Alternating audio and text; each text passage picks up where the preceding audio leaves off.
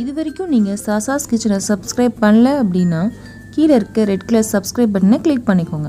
பக்கத்துலேயே ஒரு bell button வரும். அந்த பெல் பட்டனை நீங்கள் கிளிக் பண்ணிட்டீங்க அப்படின்னா you will receive all the notification ஒரு பாப்அப் வந்துடும். அப்படின்னா நான் ஒரு வீடியோ போட்ட உடனே உங்களுக்கு ஒரு நோட்டிஃபிகேஷன் வந்துடும். நீங்கள் என்னோடய வீடியோ மிஸ் பண்ணாமல் பார்க்கலாம். வாங்க. அஸ்ஸலாமு அலைக்கும். வெல்கம் டு சாசாஸ் கிச்சன். இன்றைக்கி நம்ம காஜு கத்லி பண்ண போகிறோம். அதுக்கு தேவையான பொருட்கள் பார்த்துடலாம். நான் இன்றைக்கி 1 கப் முந்திரி பருப்பு எடுத்திருக்கேன், 3/4 கப் சீனி எடுத்திருக்கேன். இதான் அளவு. 1 கப்புக்கு 3/4 கப் சீனி தேவைப்படும். கொஞ்சம் ஏலக்காய் பொடி, 4 டேபிள் ஸ்பூன் தண்ணி, 3 டேபிள் ஸ்பூன் நெய். இவ்வளோ தான் தேவையான பொருட்கள். வாங்க எப்படி செய்யலான்றதை பார்க்கலாம். ஃபஸ்ட்டு நம்ம முந்திரி பருப்பை அரைக்கணும். ஸோ அதனால் நான் மிக்ஸி ஜாரில் ட்ரான்ஸ்ஃபர் பண்ணிக்கிறேன். இது எப்படி அரைக்கணும் அப்படின்னா பேஸ்ட் மாதிரி அரைச்சிடக்கூடாது, விட்டு விட்டு அரைக்கணும். கொஞ்சம் கோஸாக அரைச்சி எடுத்துக்கணும். ஸோ அரைச்சதுக்கப்புறம் நான் காமிக்கிறேன். அரைச்சி எடுத்துட்டேன். இங்கே பாருங்கள் எப்படி அரைச்சிருக்கேன் அப்படின்னு. பவுட்ரு ஃபார்மில் இருக்குது. இந்த மாதிரி தான் இருக்கணும். விட்டு விட்டு அரைச்சா மட்டும்தான் இந்த மாதிரி கிடைக்கும். நீங்கள் ஒரேடி அரைச்சிட்டிங்க அப்படின்னா அது வந்து பேஸ்ட் ஆயிரும். நமக்கு பேஸ்ட் தேவை கிடையாது, இந்த மாதிரி பவுட்ரு தான் தேவை. பாருங்க. ஸோ இதுக்கு அடுத்து என்ன செய்யணுன்றது, நான் அடுப்பில் கடாய் வச்சுருக்கேன். இதில் 4 டேபிள் ஸ்பூன் தண்ணி, அதாவது 1/4 கப் தண்ணி, 3/4 கப் சீனி. இது அளவு ரொம்ப முக்கியம். இதுதான் கரெக்டான அளவு. ஸோ இதான். இதுக்கு வந்து கம்பி பதம் அதெல்லாம் நமக்கு தேவை கிடையாது. நம்ம இந்த சீனி மட்டும் கரைஞ்சா மட்டும் போதும். ஸோ அது கரையட்டும் சீனி. இங்கே பாருங்கள், சீனிலாம் கரைஞ்சிருச்சு. இப்போ அடுப்பை சிம் பண்ணிவிட்டு நம்ம முந்திரி பருப்பு போட்டுடலாம்.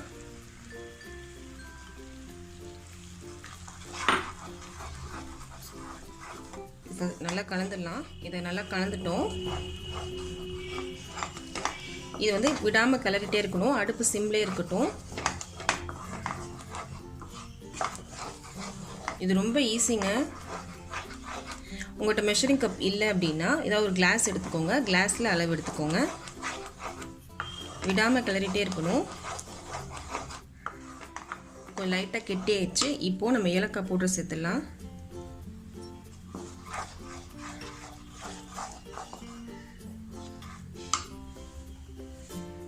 ஒரே ஒரு ஸ்பூன் நெய் சேர்த்துருக்கேன்.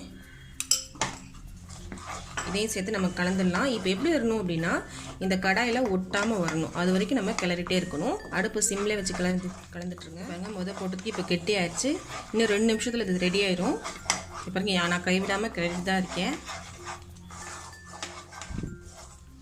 இப்போ பாருங்க, ஒட்டாமல் வருது.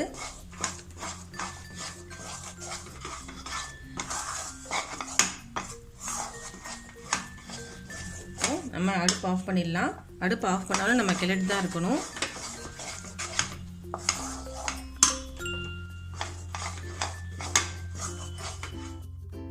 நான் ஒரு பிளேட்டில் மாற்றிட்டேன். ஸோ இது வந்து ஆற விடுவோம். கொஞ்சம்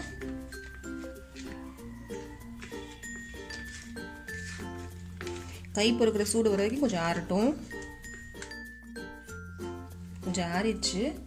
இப்போ கொஞ்சம் நெய் சேர்த்துக்கலாம்.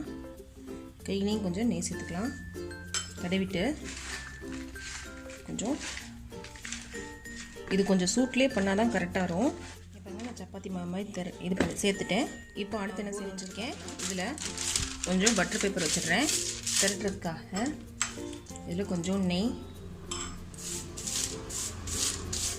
தடவிட்டு இது வந்து நம்ம கொஞ்சம் வச்சிடலாம். இது வெடிப்பு வரதான் செய்யும். வச்சுட்டேன். இப்போது திரட்டுறதுக்கு மேலேயும் கொஞ்சம் நெய் சேர்த்துடலாம். இதை வந்து மெதுவாக திரட்டணும். போர்டை திருப்பி திருப்பி திரட்டணும். இந்த சைட்லாம் வெடிப்பு வரதான் செய்யும். ஸோ அதை நம்ம திரட்ட கரெக்டாயிரும். நமக்கு எந்த அளவுக்கு சைஸ் வேணுமோ அந்த அளவுக்கு நம்ம திரட்டிக்கலாம். நான் திரட்டிட்டேன். ஸோ இது மேலே கொஞ்சம் நெய், ரொம்பலாம் தடவை வேணாம்.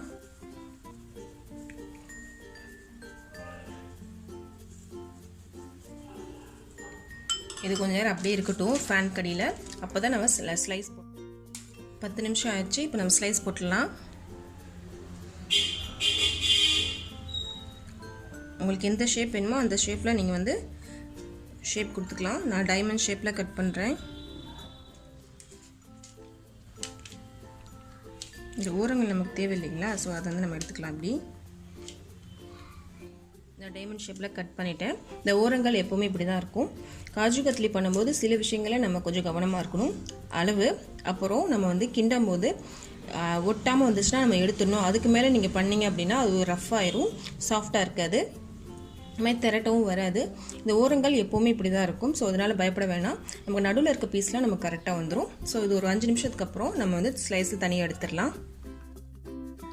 நான் பிளேட்டில் எடுத்துட்டேன் கட் பண்ணதை. இதை நீங்கள் ஏர்டைட் பாக்ஸில் போட்டு ஃப்ரிட்ஜில் 1 மாதம் கூட வச்சு சாப்பிட்லாம். இது ரொம்ப டேஸ்ட்டாக இருக்கும். இதை நீங்கள் கடையில் வாங்கி சாப்பிட்றதோட வீட்டில் செஞ்சு சாப்பிடும்போது ரொம்ப ரொம்ப டேஸ்ட்டாக இருக்கும். இதை செஞ்சு சாப்பிட்டு பார்த்துட்டு எப்படின்றதை சொல்லுங்கள். இந்த வீடியோ பிடிச்சிருந்துச்சுன்னா லைக் பண்ணுங்கள், ஷேர் பண்ணுங்கள், கமெண்ட் பண்ணுங்கள். மறக்காமல் என்னோட சேனலை சப்ஸ்கிரைப் பண்ணுங்கள்.